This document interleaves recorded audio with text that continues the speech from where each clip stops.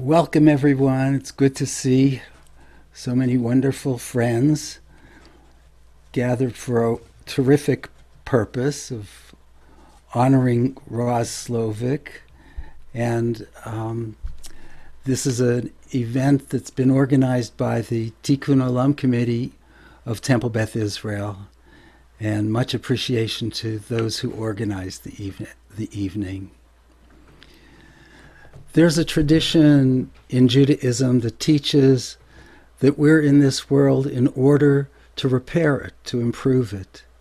L'taken olam b'malchut Shaddai, to uplift the world, to reveal the presence of God, to reveal a sacred dimension of reality. The legend says that from the time of creation, a precious light dispersed throughout all of creation, and that the sparks of this light are embedded in shells throughout the world. Hanukkah is a time of remembering this light and allowing it to raise our awareness of the sacred dimension of reality that is still so hidden.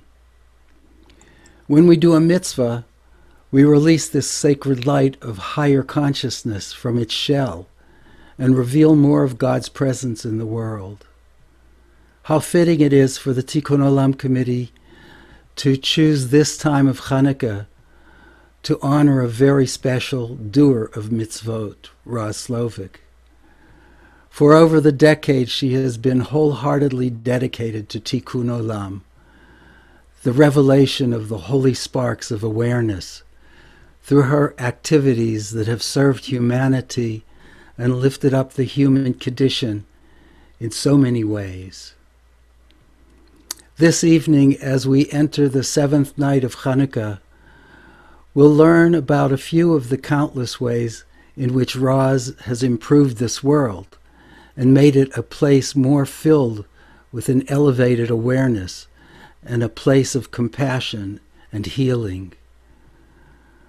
The light of Hanukkah gives us an opportunity to raise our awareness of the beauty and wonder of this world and its potential to become a place fit for the revealed presence of the divine. We so often see only the downside, the brokenness of the world with its unfulfilled potentials. The light of Hanukkah reminds us to envision the fulfillment of these potentials in radiant beauty. The world as we know it ought to be. Roz has dedicated her life energies to fulfilling the potential for this goodness to be present in the world, and it is inspiring to witness her compassion and great capacity to be a repairer of this world, a maker of Tikkun Olam.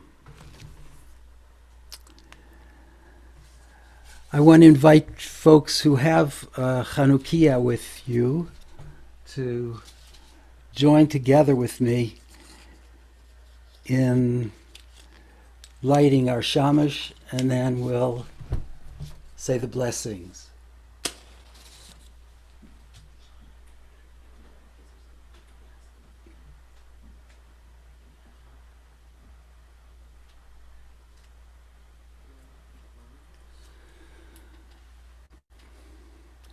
Baruch atah Adonai Eloheinu melech haolam asher kiddushanu b'mitzvotav v'tzivanu lehadlik ner shel Chanukah.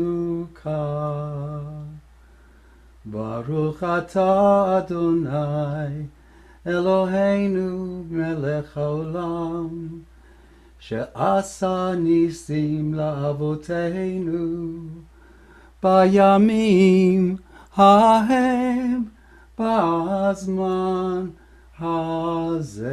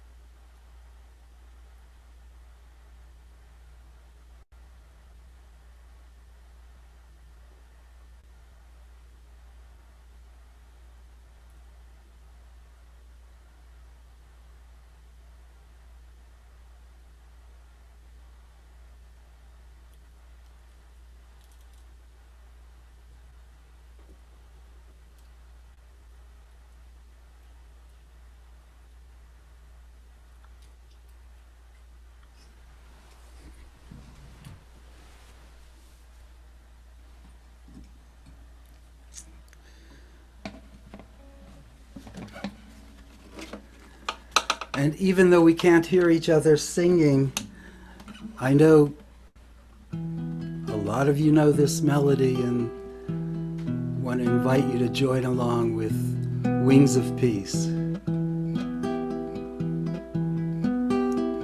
Ufrosa leinu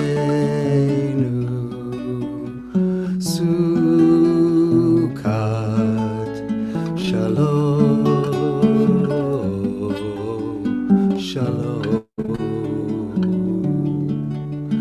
Spread over us wings of peace. Shalom. Draw water and joy from the living well. Draw water and joy from the living well.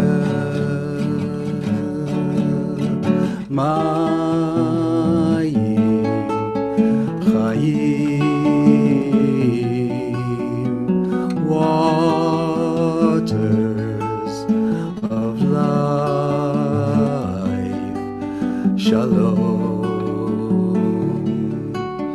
Ufrosa leinu sukat shalom.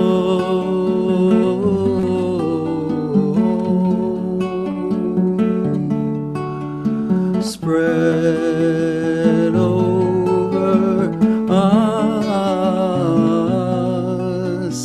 wings of peace.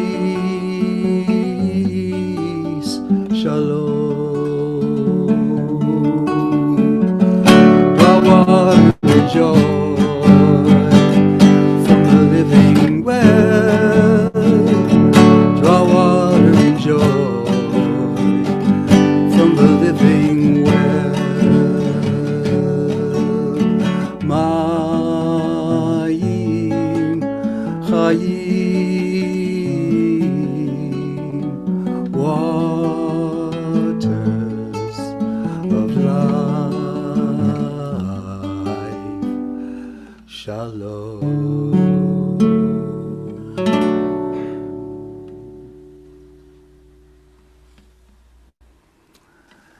I want to invite the co-chair of our Tikkun Olam committee, Marlene Drescher, to pick up the program now. Thank you, Rabbi Yitzin. That was beautiful. And thanks to all of you in Zoom land who have chosen to attend this honoring of Roz Slovic. I've had the pleasure of serving with Roz on the Tikkun Olam committee at TBI. And of course, as you've heard, Tikkun Olam means repair the world. And while that's a bit of a heavy lift for our little community and our committee, we do social justice work in a wide variety of fields, including sponsoring educational presentations, working in alliance with other community organizations, and doing direct action. Next slide. In line with our Reconstructionist Jewish values, we aim to do good, seek justice, and work with compassion. Next slide. And we are here tonight to honor Roz Slovic. She embodies the qualities of social activism in more than 50 years of service. She is a role model for Tikkun Olam. She does this work not for acknowledgement or attention, but because it needs to be done. By the way, if you wish to send a message to Roz, you can click on the chat button. It's probably on the bottom of your screen, and you can send a message directly to Roz. TBI will save all chats for Roz. She may not be able to respond to every chat, but rest assured she will enjoy reading your chats. Now, I'd like to share a few pics of Roz in action. Next slide. Locally, she works with Habitat for Humanity to build low-income housing. And yes, that's her placing Visqueen in the basement of a Habitat home. Here she is, next slide, speaking at the U of O, Women's Opportunity Worldwide, an organization that works to benefit women and their families both locally here in Eugene and globally. Working with Stove Team International in Honduras, Roz hopped a ride in the back of this pickup truck with her team. She visited mountain hamlets to build and distribute energy-efficient stoves. These stoves vastly improved the lives, especially of women, who increasingly found it difficult to gather enough firewood near their homes to cook. When Paul gave a TED Talk on the Kakuma refugee camp in Kenya, one of the largest refugee camps in the world, Roz was out there meeting refugees, learning about their lives as well as their needs. Roz was one of the founding board members for the Friends of Kenya Schools and Wildlife that focuses on 4 rural communities that are underserved and struggle to access basic resources. She remains on the board and continues to work on projects related to health, education, and hygiene. Here, masks, food, and soap are being distributed. And here she is with a member of the Green Belt movement, watering a tree that was planted in memory of her son. When she wasn't working, Roz was making friends, especially with the children. I love this picture of Roz riding on local transportation, a camel, and speaking with a member of the Maasai tribe. Lest you think that Roz may be all work and no play, here she is next, playing marimba with all the zest, energy.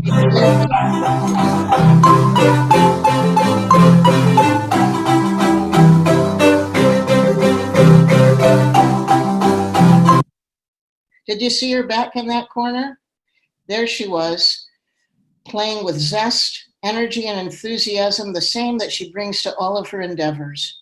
I want to thank you for coming to this event, and thank you for your time, your own volunteerism, and your support of Roz's designated charities. Roz truly leads an inspirational life and is a role model for the rest of us in repairing the world. That is why we chose to honor her with this award and name the annual award after her. Here is a presentation of the award to Roz. And we finally got our act together this fall, and we are very pleased that it is coming together, and we're very, very pleased to name the award the Roz Slovic Social Justice Award. This is year number 1, and we hope it's the beginning of many years of honoring people like you, Roz, who've done amazing humanitarian and community service and volunteer work. You've devoted your life, and you've made our community so much better for all of your hard work and dedicated love and service in our community. Thank you. Thank you, Stacey. Oh, this is fun. With deep respect for the quality and the diversity of your social justice work, and recognition of the values of Tikkun Olam that you demonstrate every day in your life and your work. And with our love, inspired by your compassion and your kindness, especially for people who are poor, people who are afflicted, people who are treated unfairly. We recognize and honor you, Roz, with this symbol, this box down the center of your accomplishments with the first annual Roz Slovic Social Justice Award. Now, I think I should put this on the table because it's really heavy, although I want to see, thank you, Stacey, Barbara, Marlene, really appreciate it. I wish we weren't wearing masks so that I wish we could have you. Oh my goodness. This is spectacular and very heavy. And this is the front on this side. Oh my goodness. It says the Roz Slovic Social Justice Award. presented to Roz Slovic, December 16th, 2020, Tikkun Olam Committee, Temple Beth Israel, Eugene, Oregon. This is spectacular. And there's something on the backside too. Love and truth meet in the streets, justice and peace and grace. I like that quote. Okay, you gotta read it in Hebrew. No, I'm just kidding. I probably could. Go ahead. No, I'm not going to do that now. This is from Psalm 85. This is Psalm 85. spectacular. Thank you. We love you so much, and we are honored to give you this. Thank you. So glad. You know, I wanted to think, just the Tikkun, Temple Beth Israel Tikkun Olam Committee, all the people who will be participating in this event on the 16th, all the people from around the country and around the world who say they're going to be watching this as well. There's a lot of attention. And also for the many people in the country and in the world who have welcomed my help when help was needed. At first I was embarrassed and flattered, of course, for you to tell me that I was going to be the first recipient of the Social Justice Award. But I'm also extremely honored to accept this award. As you all know, Tikkun Olam means repair the world. And what our Tikkun Olam committee is committed to is racial and ethnic justice, environmental and climate justice, economic justice, and justice for immigrants, and more. And all of these things I am committed to as well. So while I am embarrassed and flattered, really, to be receiving this award, I am so grateful to the Tikkun Olam Committee of Temple Beth Israel to provide me this honor. And indeed, it is an honor. So thank you. Thank you very much.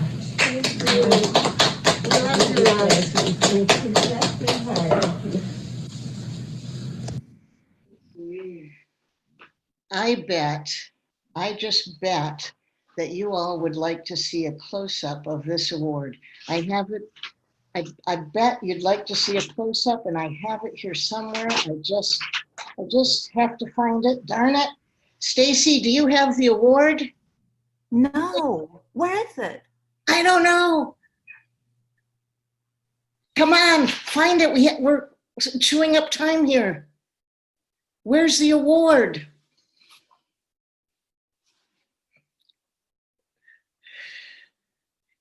Oh, Roz has it. Unmute Roz.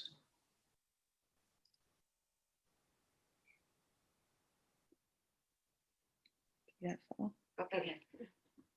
Can you hear me now? Yes, Yes? yes. I have the award. And I know that many of you saw the video that was taken just a week ago when I was actually presented with this beautiful award. And frankly, at that time, I didn't think I could be live on this Zoom call. I was humbled, flattered, spooked actually, but I am so grateful that I said that I wanted to speak today, this evening, and thank not only the Tikkun Olam Committee, but TBI staff, all the people who are presenting or helping in this event tonight, the friends and family around the world and really around the world who are watching this, and to all the people who have invited me into their lives to try to be helpful. It has been quite an honor. I am grateful and humbled to receive not only this award, but to have the first social justice award named after me. So thank you very much, everyone who has played a role in this. I really appreciate all of this. Now I would like to introduce my longtime and very good friend, Sharon Posner. I think that many of you know Sharon, but I'll bet you don't know that she and I have been very good friends for well over 50 years. So I am grateful to Sharon, with whom I have shared many experiences with her, her family, our family, and friends, for being the mistress of ceremonies tonight. Thank you, Sharon. You're on. Appreciate it a lot.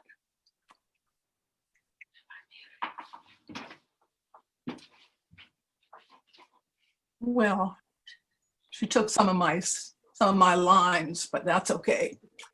Well, the year was 1961, and in Ann Arbor, Michigan, my husband Mike wrote for an NSF fellowship with Roz's husband Paul. And after being invited for lunch with them, he came home and told me that Paul had a terrific wife, and he thought I would really like her. Well, he was right. I did. I still do. 4 years later, in June of 1965, we moved to Eugene. And right after checking into the Rose Motel and having dinner at Moreno's, we called the Slovics. And next morning took our 2 children over to play with their 3 children while we looked for a place to live. And thus began our friendship of 55 years. And I can tell you that the very qualities that mark Roz's life of service in the community, a passionate interest in all aspects of human needs, as well as a deep compassion for people, are also the bedrock of her personal life. Roz is the center of a kaleidoscope of family and friends whose numbers are legion. Her world emanates from the core, which she occupies with great intensity. Paul and their 4 children and spouses, and their 5 grandchildren, her brother and sister and their families are in the center. And from there it spins out to encompass, the pictures have taken over my script, just a second, to encompass special friends like Bridget.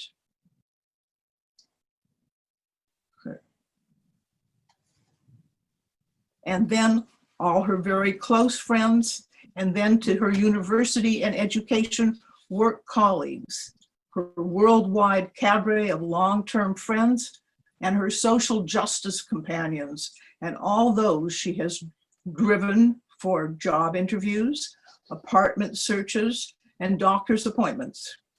Not to mention the hundreds of others with whom she has made phone calls, as well as answered phones, and registered voters, and canvassed neighborhoods, and not to mention all those from all around the world who have spent the night in her home.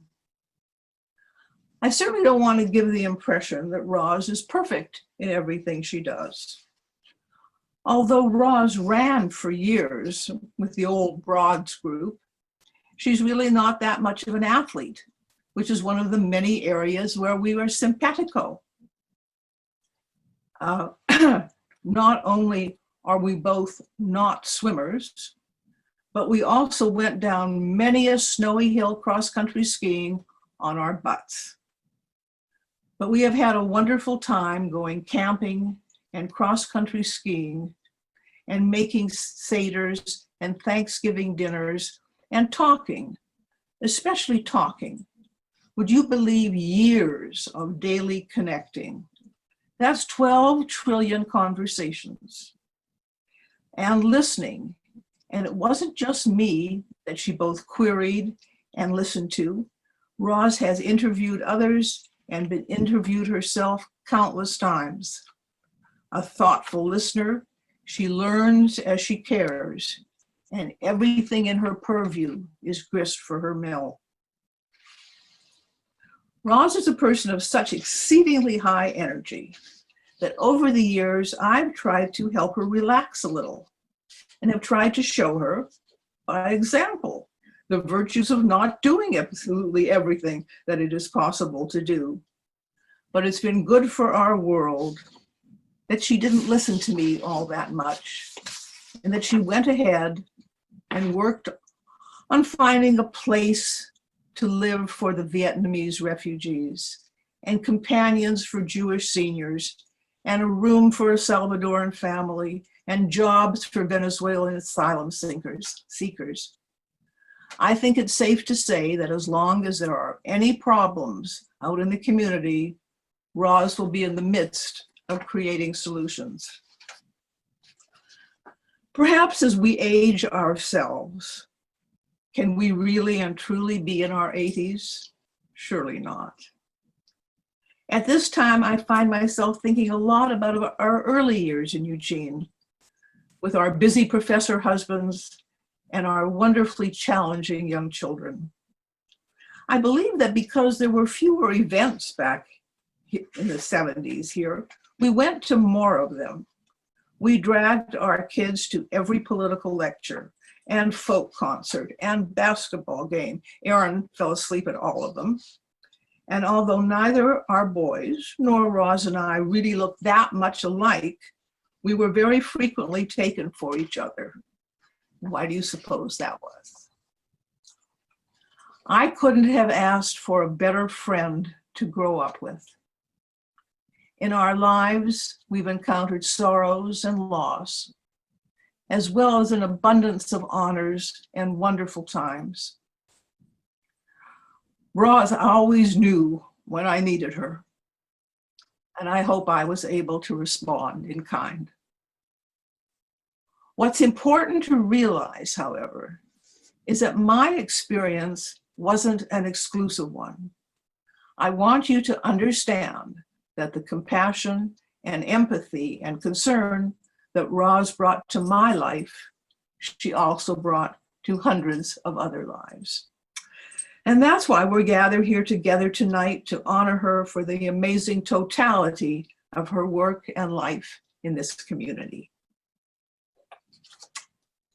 So now what we get to do is to find out more about the two organizations that were near and dear, there we go, near and dear to Roz's heart, and that she has chosen to be the recipients of tonight's fundraising. The Refugee Resettlement Coalition of Lane County and La Casa De Paso. The Refugee Resettlement Coalition of Lane County is a group of community organizations and individuals who work in partnership with Catholic Community Services to welcome refugees and asylum seekers to our community. To tell us more about the coalition is Emily Halbron. Emily has been involved with the coalition since it started in 2016 and is now the facilitator of its steering committee and is a member of the Refugee and Immigrant Services program team. Emily. Thank you, Sharon. And thank you all very much for being here today to honor Roz. I've been asked to tell you a little bit about the Refugee Resettlement Coalition of Lane County and the Refugee and Immigrant Services Program, or RISP. But first, a little bit of history. In the spring of 2016, two notable events occurred. One was that Catholic Community Services became a refugee resettlement agency, only the second one in Oregon and the only one outside the Portland area. CCS, with its decades-long history of serving people in poverty from all backgrounds, was uniquely suited to take on this work. The other notable event was that many community organizations, congregations, and individuals who have been looking for a way to support refugees locally came together to form the Refugee Resettlement Coalition. Early in 2016, Catholic Community Services welcomed us all to a meeting. Roz was there along with many others, and the successful partnership between CCS and the coalition began. Our purpose is to work with refugees and asylum seekers in Lane County as they become part of our community. We do that through the Refugee and Immigrant Services Program at CCS. That program has 2 part-time staff and a connection with Catholic Charities in Portland for the services of an attorney who is located here. The Refugee Resettlement Coalition provides volunteers who supplement the work of the staff and who make it possible to provide services to so many clients. Volunteers work as advocates, drivers, English tutors, interpreters, and more. In addition, people in our community with particular expertise assist clients through specialized teams, including the housing team, integrated health team, employment team, and more. You will not be surprised to learn that Roz has headed up 3 of those teams, as well as being part of the RISP team. Our first clients, a family from Syria, came a couple of months before the 2016 election. You may have seen news coverage of their arrival. A large group of us met them at the Eugene airport. They were assigned a team of 4 advocates who helped them integrate into our community. That included teaching them the bus system, getting them enrolled in English classes, getting their children into preschool, and helping them to get the health care and benefits to which they were entitled as refugees. After Donald Trump took office, as you all know, everything changed in so many ways, and we had only a trickle of refugees coming in. However, there were many asylum seekers already in our community, and we expanded our program to include them. Roz was part of making that change happen. As you may know, asylum seekers have fled their countries for the same reasons as refugees, but come to this country first and then request asylum. Their cases usually take several years to be resolved, and they are entitled to many fewer benefits than refugees during that time. To illustrate what we do, I'm going to tell you about one client whom I'll call Jane. Jane came here as an asylum seeker from Cameroon, which she fled due to the civil war there. She came alone. When she became our client, she was assigned 2 advocates. Our advocates always work in teams, generally 2 for an individual and 4 for a larger household. Jane is a very outgoing person who met a lot of people and made friends easily. But even so, having advocates whose purpose was to help her integrate into the community made a big difference. They helped her to access resources she was entitled to, including food boxes and free clothing at Catholic Community Services. Unfortunately, as an asylum seeker, Jane did not have access to SNAP, or food stamps, or the Oregon Health Plan, both of which are available to refugees. Jane was able to receive much needed dental care from Whitebird, and the advocates often drove her to those appointments. In fact, they gave her many rides when she wasn't able to use Lane Transit District to get where she needed to go. This was especially critical since the housing she had been able to find was outside the Eugene-Springfield area. The advocates also introduced her to parts of Lane County she might not have gotten to see. One day it was a trip to the coast with a stop at a winery on the way home. Another time it was the Eugene celebration. The asylum seekers we work with have usually been in the community for a while before they become our clients, so most of them already have a place to live, perhaps with a friend or family member. But sometimes as time passes, they need to find another place, and that was the case with Jane. Roz, who was leading the housing team, and several other volunteers worked very hard to find appropriate housing that Jane could afford and to help her with meeting the landlord's requirements and signing a rental agreement. 2 years later, she moved again, very recently, into a beautiful apartment, again with the help of Roz and another volunteer who spent countless hours on that process. I'm happy to say that Jane has been granted asylum. Unlike most asylum seekers, hers was an affirmative rather than a defensive case, and those proceed more quickly. But even after being granted asylum, she's needed support with renewal of her work permit, her application for a green card, and more. Since the pandemic began, she's received help in working through the process of applying for unemployment benefits when she was furloughed from her job. She's now back at work, but so far with limited hours. Twice over her time as a client, our program has paid her rent, most recently with funds received from the Oregon Department of Human Services, specifically for refugees and people who've been granted asylum.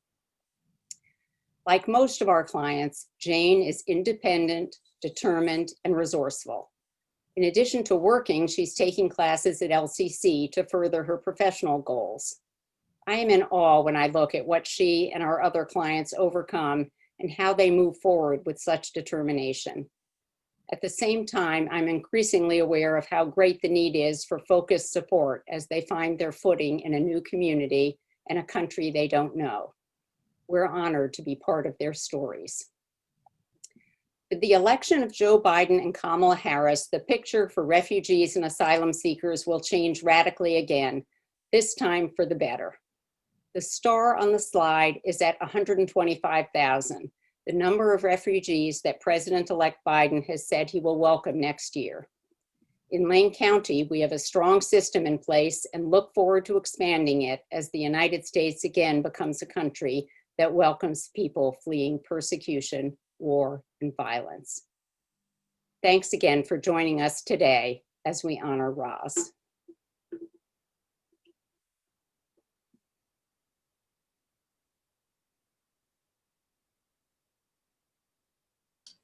There. Sorry. Thank you very much, Emily. Sorry about that. The second amazing group that we're going to hear about now is La Casa De Paso.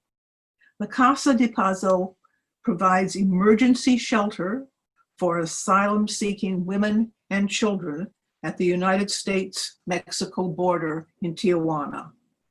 Its founder is Sharon Franklin, who is with us tonight to tell us more about the house and about the remarkable work that they do there. Sharon. Thank you, Sharon. Well, I want to begin by saying how happy I am to be a part of this evening to honor you, Roz. We volunteered together as part of the Refugee Resettlement Coalition since the beginning. And it was in large part because of my work with RRC that I quite by surprise found myself booking a flight to go to Tijuana in February of 2019, wanting to do something to help asylum seekers and having no idea what that might be. It quite literally changed my life. I met Javier, also a volunteer, the second day that I was there. And 5 months and 2 more trips later, in July of 2019, we opened the doors of an emergency house for women and children asylum seekers that we named La Casa De Paso, the House of Passing Through. You'll see a lot of photos taken there as I'm speaking, but you can find out more about the stories if you go to the website on your computer and read some of the blog posts there. So to back up, El Chaparral is the border crossing at Tijuana, and it's where asylum seekers are stopped and they have to get a number to be metered across the border into the United States. It used to be bad enough that people would wait 3 or 4 months before their number was called, and how many numbers would be called on any given day was completely random. It could be 3 one day, 10 the next, and none for the next 3 days after that. So when it got close to their number, families would start showing up every morning before 7 a.m. in case their number was called and they would get to cross the border into the promised land of the United States. Some families with young children would travel very great distances and expecting their number to be called. And when it wasn't, they wouldn't have the time or money to return, go back to where they were staying and then come back the next day. So Javier and I would often walk over in the late afternoon, early evening, and we would see a mom with kids huddled behind the big block Tijuana letters at El Chaparral, prepared to sleep on the ground with their children overnight.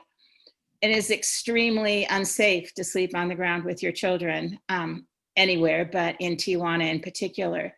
The children were often cold and hungry and the moms would be crying. We would try to find them a shelter for the night. And if we could not do that, we routinely paid for a hotel room for them to get them off the street. So it was out of this need for short-term emergency housing that we decided to create La Casa De Paso. And after an exhausting month of looking, we found half a duplex for rent, just a block from El Chaparral, and it felt like a complete miracle. We opened in July of 2019, and until we had to close it to families staying there for the time being last March, due both to the border crossing for asylum seekers and also then COVID safety concerns. More than 200 women and children had stayed with us for 1 to 3 nights generally until they could cross. And many, many more came and spent the days with us simply to rest. We would fix them meals. They could do laundry, charge their phones. get clothing and personal items that we had there to give away, and give their children a chance to play, because La Casa's small living room basically resembles a preschool with toys, books, games, and art materials for kids. And we also brought art materials to El Chaparral every morning. So you have to imagine 15 or 20 kids of all ages, little toddlers to 12-year-olds, shoulder to shoulder around a blue tarp on the ground, drawing. I started taping their drawings on the fence and named it La Galeria de Arte. The kids were happy and relaxed to have something fun to do, and the parents were really happy to see their children happy. So last Valentine's Day, I brought materials to make Valentines. They made them for their parents, but also for grandparents and other family members left behind. Many parents took photos of their kids holding their Valentines, and they would send them to the grandparents and aunts and uncles that they had left behind. It was really sweet to see. And another time, a group of boys spent days working together to draw a neighborhood of row houses in great detail with house numbers that they envisioned living together in the US. It was so touching. I told them that I would love to be their neighbor in this beautiful neighborhood. And upon hearing that, one of the boys drew me into his drawing. It made me teary. That's Javier, by the way. One morning at El Chaparral, we met a woman whose husband had been murdered 2 days before, and she fled in a panic with her baby and 7-year-old daughter. They were all still in shock. The little girl couldn't speak. We brought them back to La Casa to give the mom a place to rest and to cry, while we cared for the baby and the little girl and cooked for them. Another young Cuban couple we helped told us they were expecting their first child. We felt like their parents in absentia, since they weren't near their own parents to tell them this wonderful news. I gave her a baby blanket to take with her when they crossed that a volunteer had made and given to us. So they crossed, but instead of being sent to Florida where relatives were waiting, they were put into the hilera, or icebox, for 6 horrible days separated from each other. During that time, she lost the baby, and then they were both sent back to Mexico to wait, where they still are, by the way. When they returned, they came first to La Casa to tell us, and we cried with them because we're family now. I am still in touch with both these families as they wait in Mexico, and with many other families here and in Mexico as well. So as Emily said, last March, everything changed. Trump closed the border, COVID began. The needs at the border changed, but they were no less great. So La Casa, thanks to Javier being there and to donations, continues to help people every day. He meets new people at El Chaparral every morning. He answers questions, finds shelters for them, takes them to get papers they need so they can work. He buys food and personal items in quantities for shelters and delivers it on his biker with the help of our neighbor there. He takes people to the bank and helps them get money wired to them because many people don't have the proper ID to open their own accounts.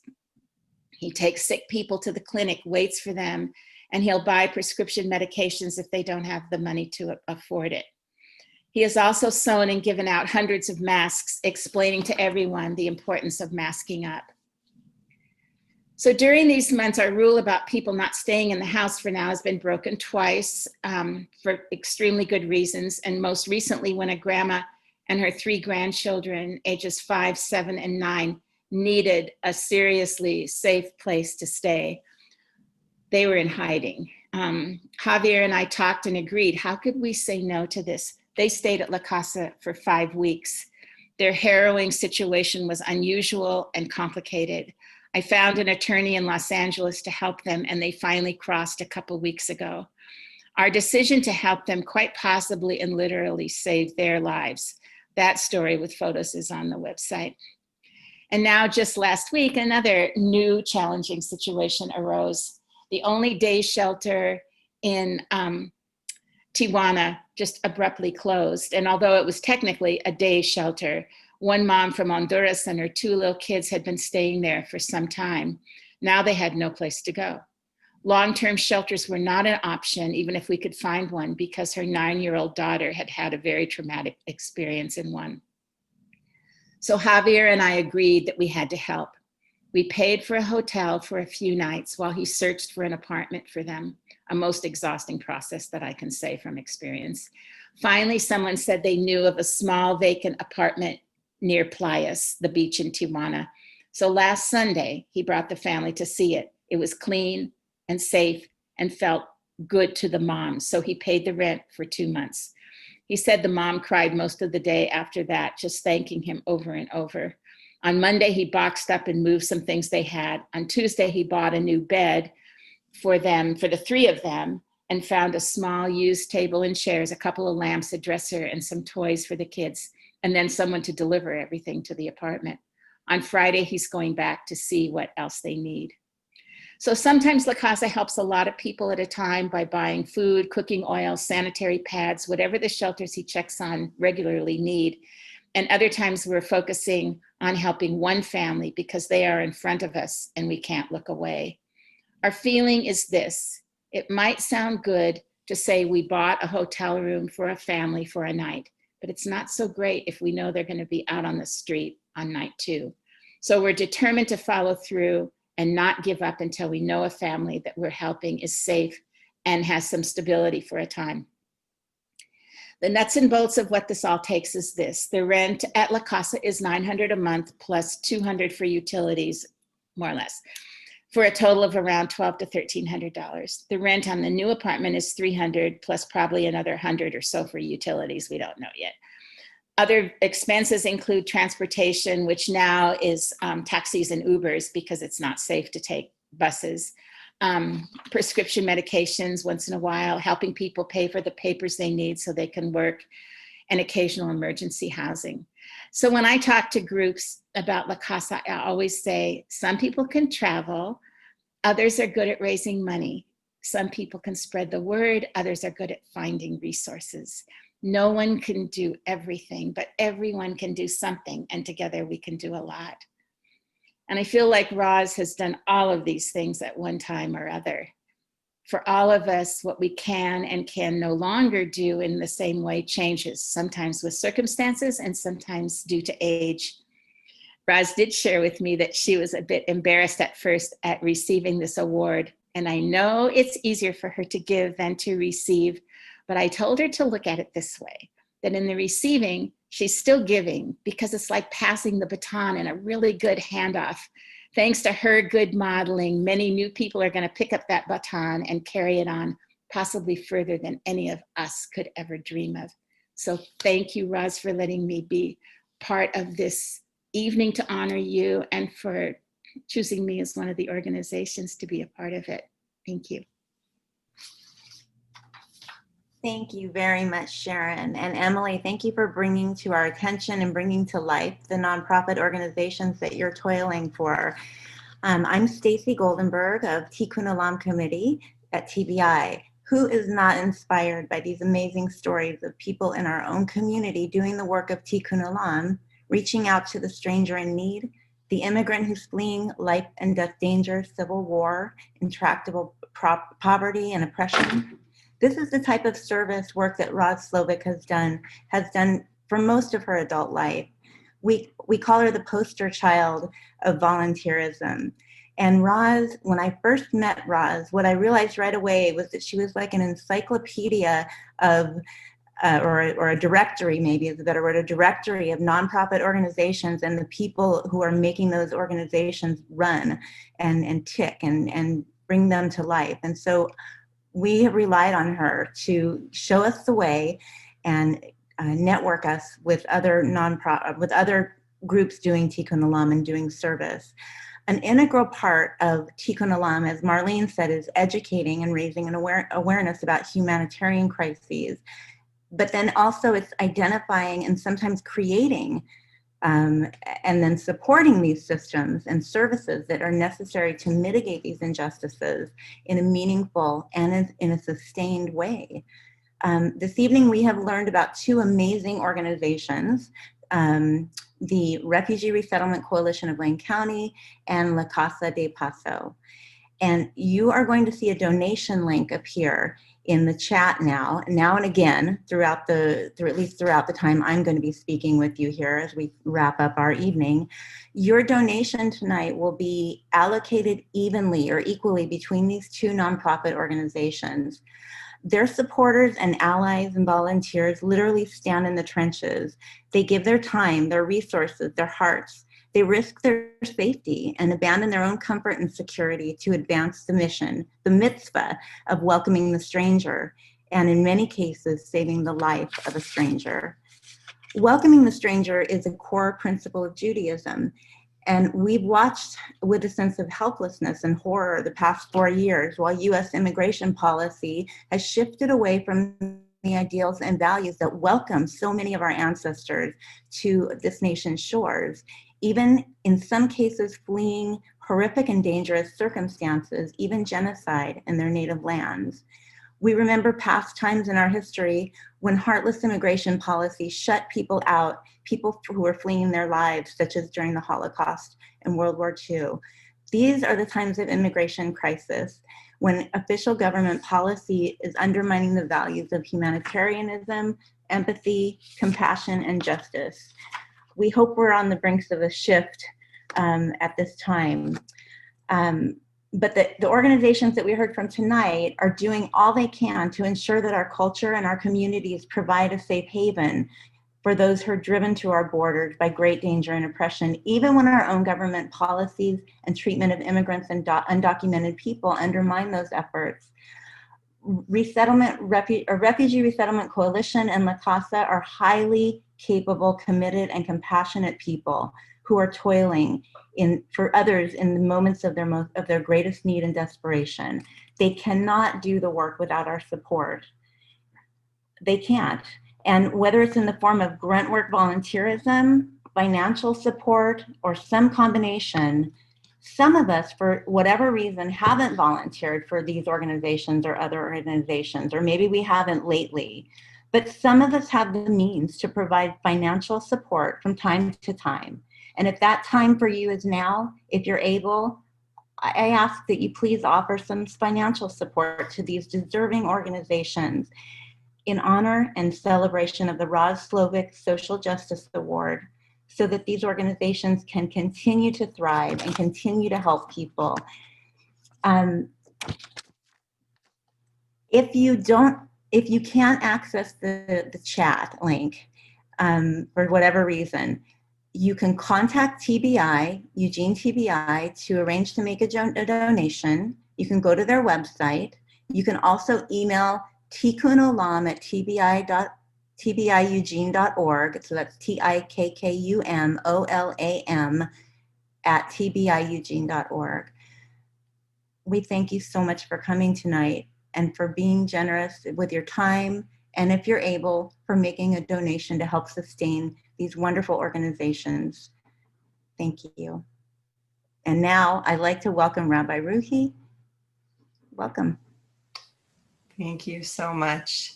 It's such an honor to be here with all of you, and such an honor to be among the many students of Roz Slovic. I first met Roz shortly after moving here a little over 5 years ago, when she recruited me to get to work on an interfaith Habitat for Humanity project that she had co-organized. And I'm sure that will surprise no one.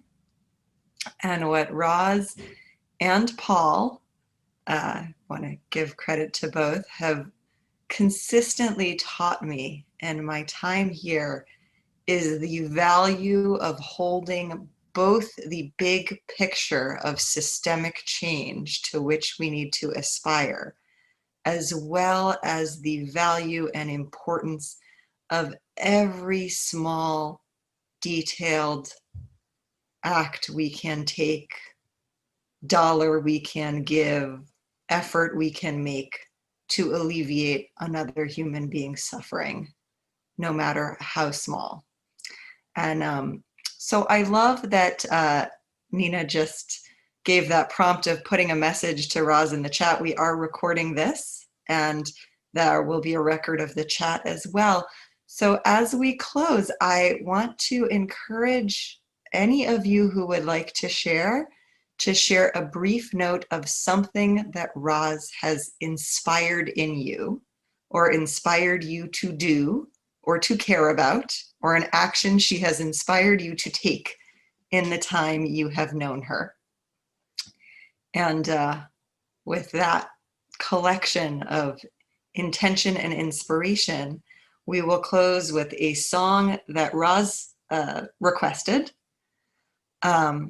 which I will screen share with you, and I will try to, I'm not sure how to screen share with the split screen. Give me a moment. I'll try to do this. And that didn't work. Sorry. Try again. It might just be my whole screen. This song that Roz has requested, "We Are Loved by an Unending Love." And I know that there are so many things that motivate us to action sometimes. Sometimes we are motivated by rage. Sometimes we are motivated to action by fear. And another thing that Roz has consistently taught me is to be motivated by that love that we have experienced, that love that we feel, that love that we hold for our vision of the world as it should be. So I invite you to sing with me, muted as we all are. We are loved, loved, loved by unending love, an unending love. We are loved, loved, loved by unending love, an unending love. We are embraced by arms that find us, even when we are hidden from ourselves. We are touched by fingers that soothe us, even when we are too proud for soothing. We are counseled by voices that guide us, even when we are too embittered to hear. We are loved, loved, loved by unending love, an unending love. We are loved, loved, loved by unending love, an unending love. We are supported by hands that uplift us, even in the midst of a fall. We are urged on by eyes that meet us, even when we are too weak for meeting. We are loved, loved, loved by unending love, an unending love. We are loved, loved, loved by unending love, an unending love. Embraced, touched, soothed, and counseled, ours are the arms, the fingers, the voices. Ours are the hands, the eyes, the smiles. We are loved by an unending love. We are loved, loved, loved by unending love, an unending love. We are loved, loved, loved by unending love, an unending love.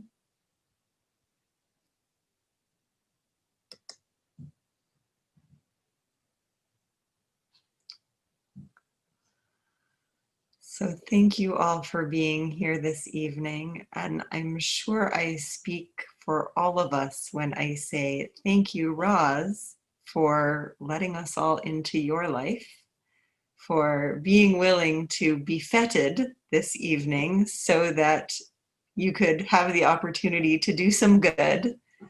And may we all continue to be enlightened by you.